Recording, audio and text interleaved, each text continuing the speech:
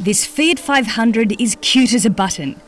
Owner, British actor Dev Patel from the film Slumdog Millionaire has left it at a workshop in Wales to be transformed.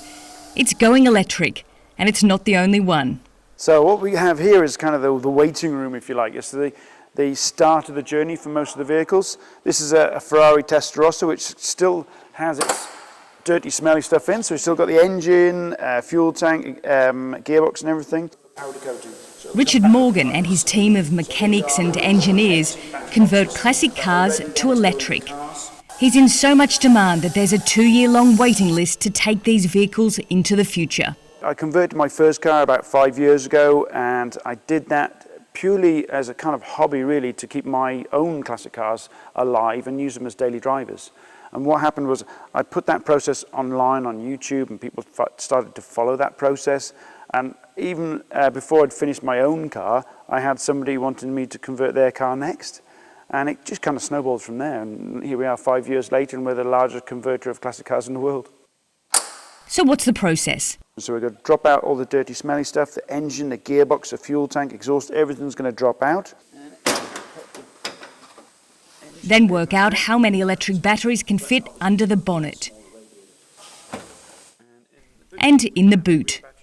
So this is a 150-mile range, and the only thing that gives the game away on the outside, tells you that it's electric, is we've changed the Austin Cooper S to a lightning strike, and that's it. I like little subtle things like that. Exactly, very classy. And the fuel filler cap now is where the charger is.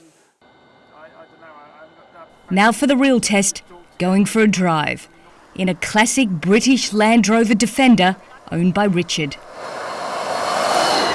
Diesel Land Rovers are often known for being clunky to drive, oily and smelly, but this one with an electric motor, you can hear how quiet it is. There's no gear stick, it's just one button to start, and according to Richard, it's also far more reliable. They're maintenance free, so you tend to enjoy the journey a lot more because you're not stressing about whether or not it's going to break down.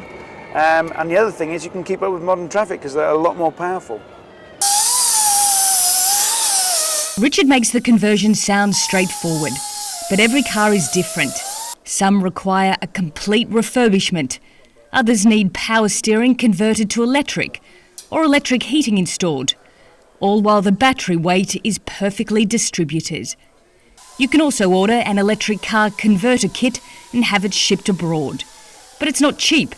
The conversion to electric can cost between $30,000 and up to $120,000. But when you're out on the road in Wales, that cost fades into the background. One thing that I'm passionate about is classic cars, and enabling them to be enjoyed into the 21st century is what gets me out of bed in the morning, if you like.